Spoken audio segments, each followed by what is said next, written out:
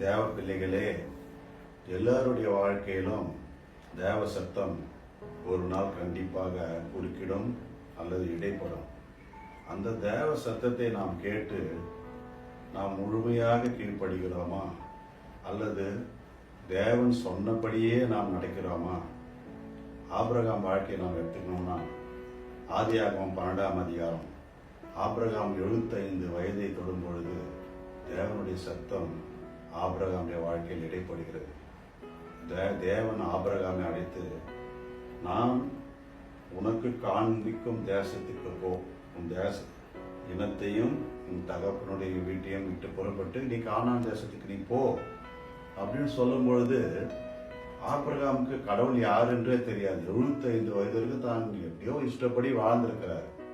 அவரை குறித்து யோசுவா 24ஆம் அதிகாரம் 2ஆம் வசனத்துல என்ன சொல்லப்பட்டிருக்குது? தேராகு என்றவர் ஆபிரகாமுடைய அப்பா. தேராகு என்பவன் நதிக்கு அப்புறத்திலே குடியிருந்த பொழுது அவர்கள் வேறே தேவர்களை சேவித்து வந்தார்கள். 75 வயசு வரைக்கும் கடவுள் யாருன்னே தெரியாது.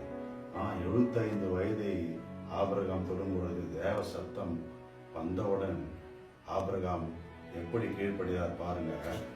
இந்த எபிரேயர் 11ஆம் அதிகாரம் 8ஆம் வசனம், விசுவாசத்தினாலே ஆபிரகாம் தான் சுதந்திரமாக பெறப்போகிற இடத்திற்கு போகும்படி அழைக்கப்பட்ட போது கீழ்ப்படிந்து தான் போகும் இடம் என்னதென்று அறியாமல் புறப்பட்டு போனான்.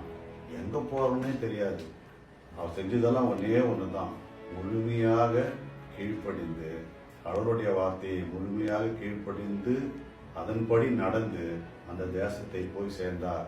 இந்த வசனத்துல சொல்லிடுறது பாருங்க, கர்த்தர் ஆபிரகாமுக்கு சொன்னபடியே அவன் புறப்பட்டு போனான். 4ஆம் வசனம், அவர் என்ன சொன்னாரோ அதன்படியே புறப்பட்டு ஆபிரகாம் கீழ்ப்படிந்து போனார். அப்படி கீழ்ப்படிந்து போகும்பொழுது அவருக்கு என்ன மாதிரியான ஆசீர்வாதம் வந்து பாருங்க. கடவுள் சொல்றாரு, உன்னை பெரிய ஜாதியாக்கி உன்னை ஆசீர்வதிப்பேன். முதல்ல ஆசீர்வாதம், முதல்ல நான் உன்னை ஆசீர்வதிப்பேன், உன் பேரை பெருமைப்படுத்துவேன், நீ ஆசீர்வாதமாயிருப்பாய், நீ மற்றவர்களுக்கு ஆசீர்வாதமாயிருப்பாய். 2 வகையான ஆசீர்வாதத்தை கடவுள் ஆபிரகாம் கொடுக்கிறார். உன்னை நான் ஆசீர்வதிப்பேன், நீ மற்றவர்களுக்கும் ஆசீர்வாதமாயிருப்பாய். எதனால் இந்த ஆசீர்வாதம் கிடைச்சது? இந்த 4ஆம் வசனத்தை மறுபடியும் சொல்றேன், கர்த்தர் ஆபிரகாமுக்கு சொன்னபடியே அவன் புறப்பட்டு போனான். முழுமையாக 100% கீழ்ப்படினான். நம்முடைய வாழ்க்கையில கடவுளுடைய வார்த்தையை முழுசா நம்ம கீழ்ப்படுகிறோமா? இல்லை ஏனோ தானோ பாதி தான் ஆண்டவரை நான் கீழ்ப்படிவேன், மீதி நான் கீழ்ப்படிய மாட்டேன், நான் இஷ்டப்படி தான் வாழ்வேன். அந்த ஒண்ணுமே தெரியாத தேசம், வழி தெரியாது, திசை தெரியாது, நீ அந்த நாட்டுக்கு போ, நான் உன்னை ஆசீர்வதிப்பேன்.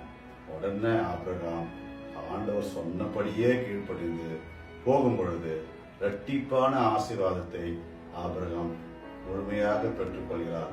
நாமும் நம்முடைய வாழ்க்கையில் தேவ சத்தம் இடைப்படும் பொழுது முழுமையாக நம்மை ஒப்பு கொடுத்து கீழ்ப்படியும் பொழுது நமக்கு இரட்டிப்பான ஆசீர்வாதம் மென்மேலும் கிடைக்கும். தேவன் தாமே நம்மை ஆசீர்வதிப்பாராக.